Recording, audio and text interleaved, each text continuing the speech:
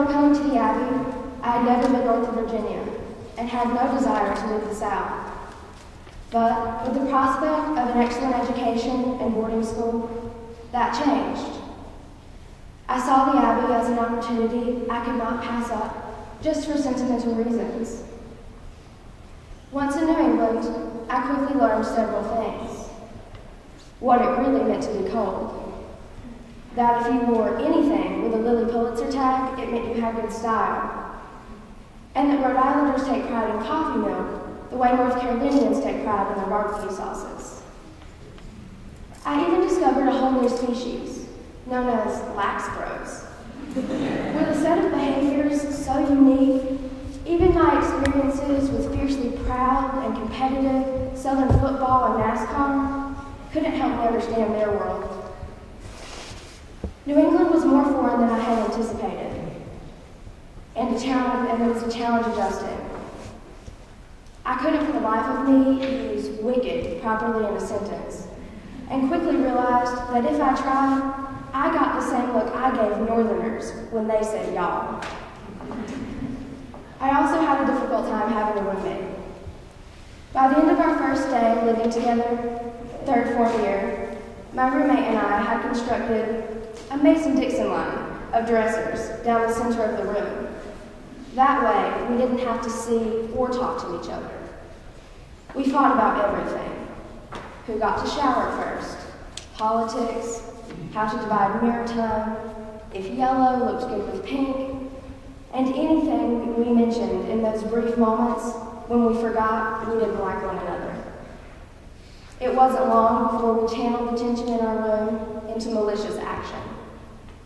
She would chew her apples loudly, driving me crazy with every obnoxious crunch, and I would blast Aerosmith over whatever stupid rap song she was listening to. She would move the ladder on my bunk bed in the middle of the night so that in the morning, when I swung my legs over to get down, I would crash to the floor in a stunned and enraged ball. I've never been a morning person. I countered by locking the door to our room while she was in the shower and disappearing with the key. We eventually came to an understanding. We understood that neither of us would ever back down. All of that, along with a heavy course load, made my freshman year interesting. But what was most foreign was Catholicism. I remember having a conversation with my family about what I thought about attending a Catholic school, how I would handle being in a different religious environment. I was raised Southern Baptist and thought that Catholics worshipped Mary and the Pope. I had never heard the word transubstantiation, and I sincerely thought of monks as skinny bald men who meditated in the mountains. I assured my family that they had nothing to worry about, that I was strong in my faith, and that I would not let those Catholic teachings affect me. I meant it, and for a long time that was true. I listened to Catholic ideas, but vehemently defended Protestantism whenever it was challenged or undermined. I remained behind my prejudices, not trying to keep peace with my roommate because, well, she was the problem, not me. Staying in my room and not really trying to make friends because I didn't understand most people here, or refusing to say the Hail Mary because I was Protestant, and I didn't know why, but we didn't do that. Gradually, as I tried to figure out who I was, I became comfortable at the Abbey. I began to recognize the Vineyard Vines button-downs, and even kind of appreciate how guys could incorporate belts decorated with lobsters or even martini olives into their wardrobe. My roommate became one of my best friends, the kind of friend I don't have to talk to every day, but who I can always depend on and trust.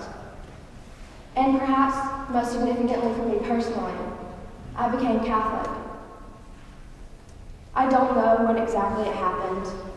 It took humanities, masses, and the Abbey community over the course of 3 years for me to realize that Catholicism was fulfilling for me in a way beyond what I had experienced.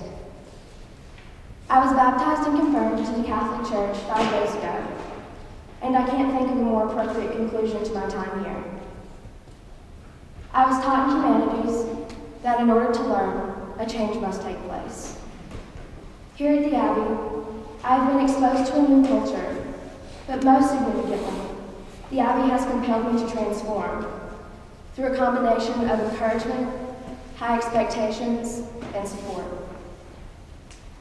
I encourage you to be open and receptive to growth.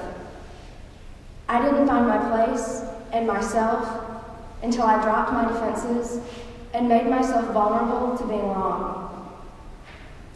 I suppose y'all Yankees aren't so bad after all. Thank you.